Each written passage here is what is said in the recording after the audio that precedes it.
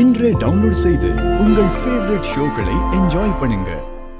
உங்க குடும்பம் ரோட்டுக்கு வந்தாலும் எனக்கு அதை பத்தி கவலையே இல்லை. நான் லவ் பண்ண பொண்ண கூட்டிட்டு போறதுக்கு நாளைக்கு நான் அந்த வீட்டுக்கு வந்தே தீருவேன்.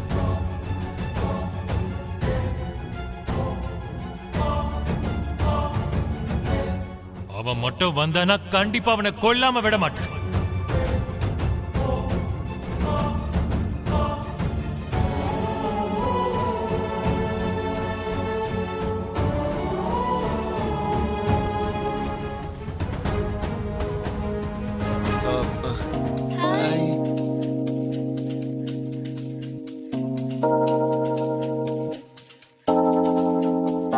காலையில இருந்து நம்ம ஒரே வீட்ல தான் இருக்கோம்.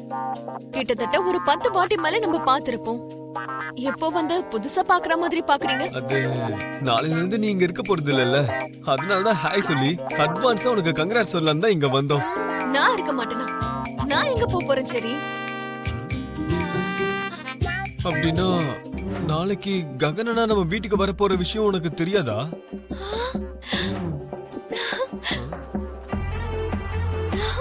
நிஜமாவா? சரி, நாளைக்கு ககன் நம்ம வீட்டுக்கு வர போறானா? என்ன விஷயமா? அப்படின்னா அண்ணன் உங்ககிட்ட இத பத்தி எதுவும் சொல்லலையா? இல்ல, சொல்லல. அப்போ நாங்களும் எதுவும் சொல்ல மாட்டோம். அண்ணன் உனக்கு ஒரு சர்ப்ரைஸ் பிளான் பண்ணிருக்காரு. Just wait and see till tomorrow morning. நீ வா தங்கம். சரி சரி சரி சரி சரி, ப்ளீஸ் ப்ளீஸ் ப்ளீஸ். நீங்க இப்படி பாதியிலே போயிட்டீங்கன்னா அது சர்ப்ரைஸா இல்ல ஷாக்கான்னு எனக்கு தெரியாம ராத்திரி எல்லாம் தூங்காமையே இருப்பேன். ப்ளீஸ் ப்ளீஸ் ப்ளீஸ், அது என்னன்னு சொல்லிட்டு போங்களேன். சொல்லிட்டா அண்ணன் பிளான் பண்ண சர்ப்ரைஸ் எல்லாம் வீணா போயிடும்ல. நீ சொல்லலனா எனக்கு தூக்கமே வராது. சரி ப்ளீஸ். சரி பரவாயில்லடா அண்ணா, அதான் இவ்ளோ கெஞ்சிட்டு இருக்கால, நம்ம சொல்லிடலாமா? நட்சத்திரா இங்க பாரு, நான் உன்கிட்ட வந்து சொன்னேன்னு மட்டும் ககன் அண்ணன் கிட்ட சொல்லிடாத. சொல்ல மாட்டேன். ரொம்ப டீப்பா லவ் பண்ணிட்டு இருக்கிற எங்க ககன் அண்ணன் உன்ன இந்த வீட்ல இருந்து கூட்டிட்டு போறதுக்கு நாளைக்கு வர போறாரு.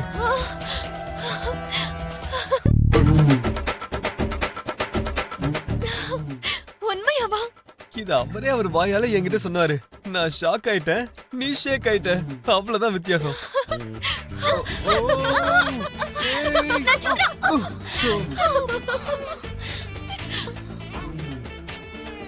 எனக்காக வரான். அவன் எனக்காக தான் வரான். சாரதாக்கு நான் புரிய வைக்க முயற்சி பண்ணேன். அன்னைக்கு மச்சான் ககனை கொல்றதுக்கு கன் எடுத்துட்டு போனப்போ கன்ல இருந்த புல்லட்ஸ் எல்லாம் எடுத்து ககனை காப்பாத்தினது நான் தான் சொன்னதுக்கு அப்புறம் தான் சாரதா என்ன முழுசா நம்பினா. நாளைக்கு அவங்கள வரவிடாம தடுத்து சந்தோஷமா வீட்டுக்கு திரும்பலாம் நினைச்சேன். ஆனா அந்த நேரம் பார்த்து மீரா அந்த வீட்டுக்கு வந்துட்டா. மீரா அத்தை அங்க எதுக்கு வந்தாங்க மாமா? நீங்க அங்க போற விஷயம் மீரா அத்தைக்கு எப்படி தெரியும்? வேற யாரு? அவளுக்கு இருக்கிற 1000 கண்கள்ல 999 கண்கள் நம்ம மேல வச்சிருக்கால, அந்த அப்ரூவாதான். எனக்கு ஒண்ணும் புரிய மாட்டேங்குது மாமா. நம்ம பேசிட்டு இருக்கும்போது அவங்க எதுவும் கேட்கலல்ல, அவங்களுக்கு எப்படி இது தெரியும்? நரி எப்பவுமே காத்தடிக்கிற வேகத்தை பார்த்து மழை எப்ப வரும்னு கண்டுபிடிக்கும். அந்த மாதிரி தான் அப்ரூவாவும் தெரிஞ்சுக்கிட்டான். நான் வீட்டை விட்டு போகும்போது உன் பையனை காப்பாத்துறதுக்காக நீ அந்த வீட்டுக்கு போறியான்னு கேட்டா. ஆமான்னு சொல்லி தப்பு பண்ணிட்டாமா. மீராவை உசுப்பேத்தி என் பின்னாடி அனுப்பி வச்சிட்டான். இதுல ஆச்சரியம் என்னன்னா, நாளைக்கு அவங்கள வர வேணான்னு சொல்றதுக்காக தான் நானும் மீராவை அங்க போடும். ஆனா என்னாச்சுன்னா, நான் சொன்னப்போ அவங்களுக்கு புரிஞ்ச அந்த விஷயம் மீரா வந்து சொன்னதுக்கு அப்புறம் அவங்க அதை தப்பா புரிஞ்சுக்கிட்டாங்க. இப்போ என்ன பண்றது மாமா? அதான் எனக்கு ஒண்ணு புரியலமா. அவன் இங்க வருவான்னு சொன்னதுல இருந்து என்ன செய்ய போறோம்னு யோசிச்சுக்கிட்டே இருக்குமே தவிர எதுவுமே செய்யல. கடவுள் மேல பாரத்த போறதை தவிர நம்மளால எதுவும் செய்ய முடியாது. இப்பவே டைம் ஆயிடுச்சு, நீ போய் தூங்குமா. தூக்கம் இல்லாம போச்சுன்னா மனசுல இருக்கிற கவலை இன்னும் அதிகமாயிடும். சாரதா வீட்டுக்கு போன பிளான் எல்லாம் ஃபெயிலியர் ஆயிடுச்சுன்னு அழு மூஞ்சியோட உன்கிட்ட சொன்னான் அந்த கிருஷ்ண பிரசாத். வேற என்னமா சொன்னா? இந்தியால நடக்கிற ஒரு சில தீய செயல்களுக்கு பாகிஸ்தான் சம்பந்தப்பட்டிருக்குன்னு சொல்ற மாதிரி இந்த விஷயத்துல நான் சம்பந்தப்பட்டிருக்கேன்னு சொன்னானா? ச்சீ, செய்யறதே தப்பான வேலை, அது பெருமையா வர சொல்றியே. நீ எல்லாம் ஒரு மனுஷியா? எவ்வளவு கீழ்த்தனமா இருக்க. இங்க பாரு பாப்பா, வார்த்தையில மரியாதை இருக்கணும். பசு எங்க அபூர்வாவை விட ரொம்ப பிரமாதமா யோசிக்கும்னு நீ சொல்ல வரியா?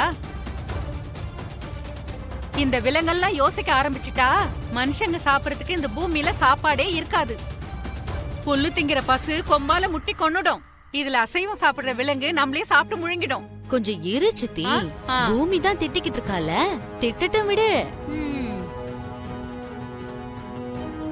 Do you know one thing?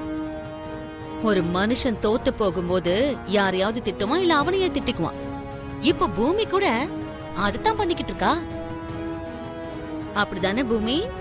ஆமா, உன்னோட கதைய முடிக்கிற நாள் வர வரைக்கும் எனக்கு காத்துட்டு இருக்கிறத தவிர வேற வழி இல்ல. வெயிட் பண்றேன். வராத நாளுக்காக நீ வெயிட் பண்ணிக்கிட்டே இருந்தன்னா கடைசியில வரக்கூடியது மரணம்தான். அவன் வரக்கூடாதுன்னு நீ நினைக்கிறத நான் எப்போ தெரிஞ்சுக்கிட்டேனோ அப்பவே அவன் கண்டிப்பா இங்க வரணும்னு நான் முடிவு பண்ணிட்டேன். நீ அவனை தடுக்கிறதுக்காக செய்ய போற விஷயங்களை எல்லாம் நான் தடுத்துருவேன். நாளைக்கு ஏதோ ஒரு ரூபத்துல அவன் உயிரை பறிப்போகுங்கிற ஆப்ஷன் ஒன்னே ஒண்ணு மட்டும்தான் இருக்கு. அதெல்லாம் கிடையாது. நான் என் அப்பாவுக்கு இன்னும் நெருக்கமாகி அவரை சம்மதிக்க வச்சு அதுக்கப்புறம் நான் ககனை கல்யாணம் பண்ணிக்குவேன்னு நீ சொன்னா அது நடக்காத காரியம். ஏன்னு கேட்டேன்னா இதுக்கு நடுவுல நான் இருக்கேங்கிறத மறந்துடாத. நீ எவ்வளவு பெரிய திட்டம் போட்டாலும் சரி, நான் சொடக்கு போடுற நேரத்துல அதை முறியடிச்சிட்டு போயிட்டே இருப்பேன். எதுக்கு சொல்றேன்னா ஆப்போசிட்ல இருக்கிறது ககன். அந்த ககன் மேல உன் அப்பாவுக்கு எந்த அளவுக்கு கோபம் இருக்குன்னு நான் உனக்கு சொல்ல வேண்டிய அவசியமே இல்ல. அதனால நீ ஒரு வேலை பண்ணு. நாளைக்கு அவன் கூட நீ வெளியே போயிடு. உன் அப்பாவை மறந்துட்டு நீ நிம்மதியா அவன் கூட வாழ்க்கை முழுக்க சந்தோஷமா இருந்துக்கோ. you know what? உன்னோட விஷயத்துல உன் நல்லதுக்காக இந்த அபூர்வா கொடுக்கிற பெஸ்ட் அட்வைஸ். நீ கொடுத்த அட்வைஸ்க்கு ரொம்ப தேங்க்ஸ். இப்போ கிளம்பு.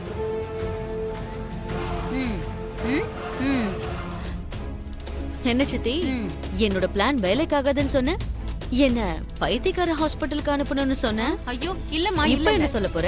வேற என்ன சொல்லுவேன்? அப்பவே சொன்ன மாதிரி PhD கொடுக்கணும்னு சொல்லுவேன். ஒருவேளை நான் மட்டும் ஏதாவது ஒரு யூனிவர்சிட்டிக்கு டீனா இருந்தேன்னா உன்னை சைக்காலஜி டிபார்ட்மெண்ட்டுக்கு ஹெட் ஆக்கிட்டு கிரிமினாலஜில ஒரு சொட்டு ரத்தம் கூட பார்க்காம நரகத்தை காட்டி அவங்கள கொல்றது எப்படி அப்படின்னு ஒரு புது சிலபஸை எழுதியிருப்பேன்.